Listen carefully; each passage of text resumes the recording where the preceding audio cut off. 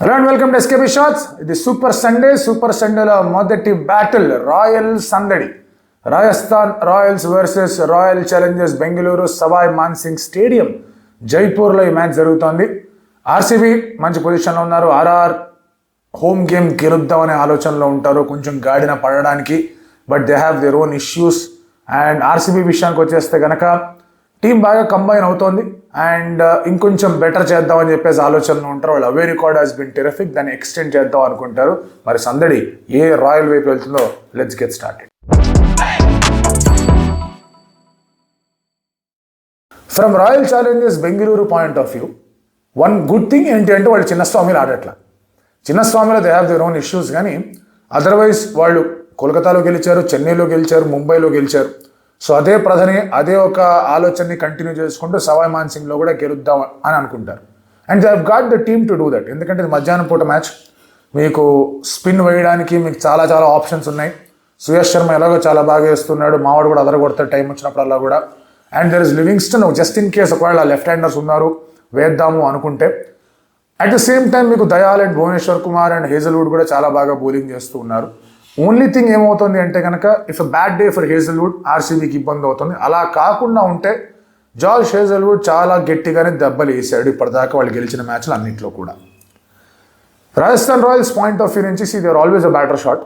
దానివల్ల ఏమవుతుందంటే top 3 or 4 ఎవరన్నా బాగా ఎక్స్టెండ్ చేయగలిగారంటే ఆ బ్యాటింగ్ని, వాళ్ళు ఇంకొక బౌలర్ని సబ్స్టిట్యూట్ చేసుకుంటారు. మీరు అబ్జర్వ్ చేస్తే ఫస్ట్ మ్యాచ్లో దూబే వచ్చాడు, ఆ తర్వాత నుంచి they are preferring a bowler. కొన్ని మ్యాచ్లో కార్తికేయ వచ్చాడు, కొన్ని మ్యాచ్లో ఇంకెవరో బౌలర్ వచ్చారు. సో ఆ ప్రిఫరెన్సెస్ ఉన్నాయి కాబట్టి they would want their top 5లో at least 1% to go big long, top 4లో ఇన్ఫాక్ట్.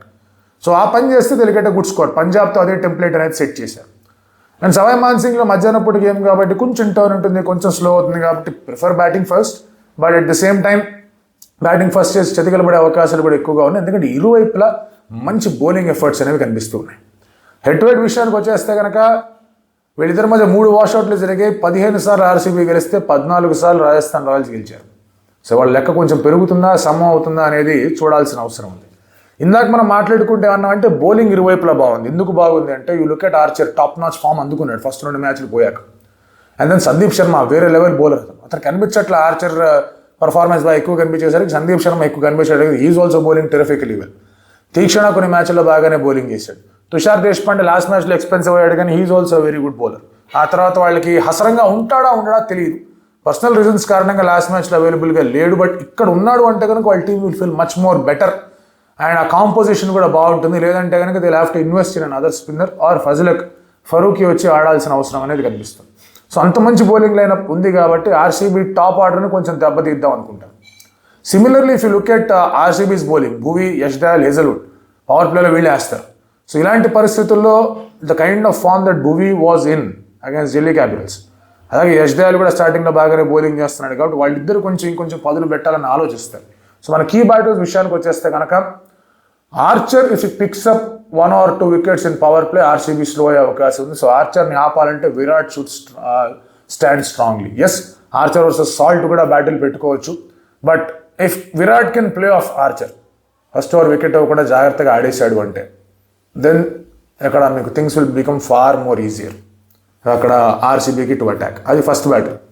సెకండ్ బ్యాటిల్ విషయానికి వచ్చేస్తే it's an interesting battle. Interesting ఎందుకనంటే హేజల్వుడ్ సెకండ్ ఓవర్ వేస్తాడా లేదంటే యష్ దయాల్ చేత వేయించి మళ్ళీ తీసుకొస్తారని తెలియదు.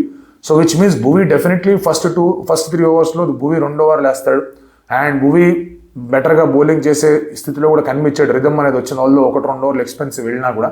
So Bhuvi versus Sanju, Bhuvi versus Jaiswal అనుకున్నా భువి వర్సెస్ సంజు పెట్టాలనిపించింది. జస్ట్ ఇన్ కేస్ జైస్వాల్ కొంచెం అటు ఇటుగా స్ట్రగుల్ అవుతూ ఉన్నాడు, సంజు కొంచెం రన్స్ అనేది సాధించే ప్రయత్నం చేస్తున్నాడు. సంజు కెన్ బి డెంటెడ్, ఆర్ఆర్కి ఒక మంచి బ్లాక్ అనేది పడుతుంది కాబట్టి దట్ ఈస్ అనదర్ బ్యాటిల్. నా మూడో battle is an interesting and fascinating battle. నాకు లాస్ట్ 2 మ్యాచ్లో మీరు అబ్జర్వ్ చేస్తే మిడిల్ ఓవర్స్లో Suyash Sharma has bowled exceedingly well, చాలా బాగా బౌలింగ్ చేశాడు. సరే 1-2 ఓవర్లు ఇచ్చేసాడు కానీ బట్ ఆ ప్రెషర్ మాత్రం మెయింటైన్ చేయగలిగాడు. అండ్ ఆర్ఆర్లో ఆ మిడిల్ ఓవర్స్లో ప్రెషర్ బయటకు తీయాలంటే కనుక there is 1 batter Riyan Parag. So Suyash Sharma versus Riyan Parag is the third batter. ఒకవేళ హసరంగా వచ్చాడు అనుకోండి టీంలోకి, హసరంగా వర్సెస్ రజత్ పతిదార్ చాలా మంచి బ్యాటిల్ అవుతుంది. లేదా సందీప్ శర్మ వర్సెస్ రజత్ పతిదార్ చక్కటి బ్యాటిల్లా కనిపిస్తోంది. తుషార్ దేశ్పాండే ఉన్నాడు, అతను స్టార్టింగ్లో బౌలింగ్ చేస్తే అది మంచి బ్యాటిల్లా కనిపిస్తుంది. సో రకరకాల ఆప్షన్స్ అనేవి ఉన్నాయి, లేవనట్ల.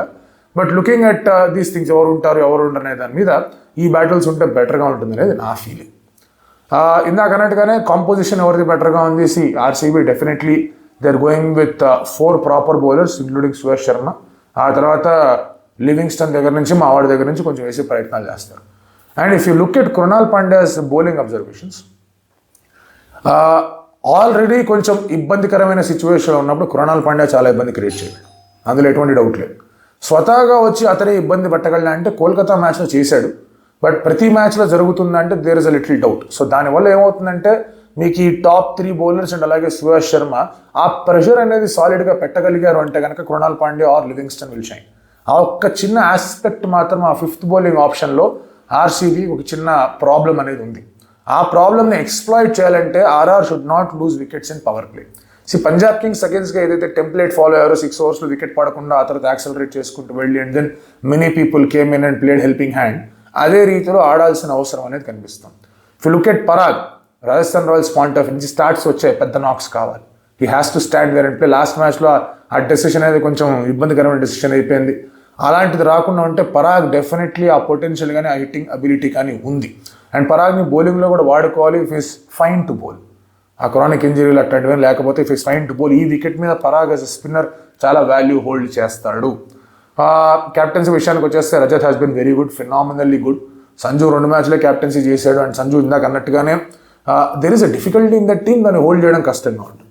మార్పులు చేర్పులు ఏమైనా చేయాలి ఆర్సీబీ. చాలామంది దేవదత్ పడికల్ వద్దు, స్వస్తిక్ చికారానో లేకపోతే ఇంకెవరినో స్వప్నిల్లో ఇట్లాంటి వాళ్ళు ఉంటే బాగుంటుంది అంటున్నారు. బట్ దట్ గైస్ ఆడిన 5 మ్యాచ్ల్లో 2 మ్యాచ్లు he has done well. And ఒక మ్యాచ్లో నరేన్ ఆడిపోయి అవుట్ అయిపోయాడు. అండ్ ఎక్స్ట్రా పేస్ ఉన్నప్పుడు ఇబ్బంది ఉంది, which is something. First wicket పడిందంటే ఆర్చర్ సెకండ్ వికెట్ కూడా తీయడానికి సిద్ధంగా ఉంటాడు కాబట్టి ఆ ఛాన్స్ తీసుకుంటారా అనేది is a big question. Salt అలాగే కోహ్లీ అండ్ దెన్ ఒక ఫ్లోటర్ని పంపించాలనుకుంటే కనుక పడికల్ / స్వప్నిల్, బట్ అదర్వైజ్ పడికల్. తర్వాత మీకు Rajat Patidar, Krunal Pandya, Liam Livingstone, Jitesh Sharma, Tim David, Bhubaneswar Kumar, Hazlewood, Dayal and Suresh.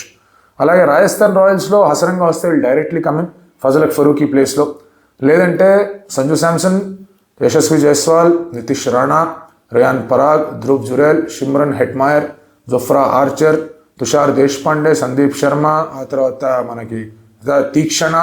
And then they figure డూబెన్ తీసుకొని రావాలా లేదంటే కనుక కార్తికేయన్ తీసుకొని రావాలా, ఎవరుంటే బెటర్గా ఉంటుంది, ఏం చేస్తే సిచ్యువేషన్స్ అనేవి బెటర్ అవుతాయి అనే ఆలోచనలో వాళ్ళు కూడా కనిపిస్తూ ఉంటారు. ఫజల్ ఫరూక్ ఆఫ్ కోర్స్ ఇందాకే మనం మాట్లాడుకున్నాం. ఫేవరెట్స్ ఎవరు లేదా ఎడ్జ్ ఎవరికి ఉంది? If you look at the team, if you look at the momentum, edge definitely is with RCB. కాకపోతే ఏమవుతుందంటే ఆర్ఆర్ అట్ హోమ్ గ్రౌండ్ వాళ్ళు ఒక రిజ్యూనేటెడ్ ఎనర్జీ అనేది వస్తుంది. మధ్యాహ్నం పూట మ్యాచ్ కాబట్టి ఆ slowness of the wicket against stroke makers of RCB ఏమన్నా హ్యాండిల్ చేయగలరా అనే ఆలోచనలో ఉంటారు. If Theekshana can get going in power play ఒకవేళ వేసే అవకాశం ఉంది అంటే, which I feel will be there, ఆ పవర్ ప్లేలో వేసే అవకాశాలు కనిపిస్తాయి. ఒక ఓవర్ అనే వేస్తాడు అనిపిస్తుంది. If he can trap a few then అక్కడ డెఫినెట్లీ ఛాన్సెస్ అనేవి కనిపిస్తున్నాయి. But the effectivity of RR will depend on Archer. And ఆర్చర్తో పాటు ఎవరైతే ఆ ఫస్ట్ న్యూ బాల్ హోల్డ్ చేస్తారో వాళ్ళ ఆ 3-4 ఓవర్స్ ఎఫెక్టివిటీ అనేది చాలా important for RR to make a real dent. లేదంటే కనుక it is going to be difficult for them. RCB will feel away record బాగానే ఉంది కదా, దీన్ని కూడా ఎక్స్టెండ్ చేద్దాం అనుకుంటారు. ఆర్ఆర్ వాళ్ళ ఫస్ట్ ప్రాపర్ హోమ్ గేమ్, వర్షపాడలో 2 గేమ్లు ఆడారు. ఆ తర్వాత they have been roaming around, అటు ఇటు తిరుగుతూనే వచ్చారు. సో ఇక్కడ what will they do remains to be scene.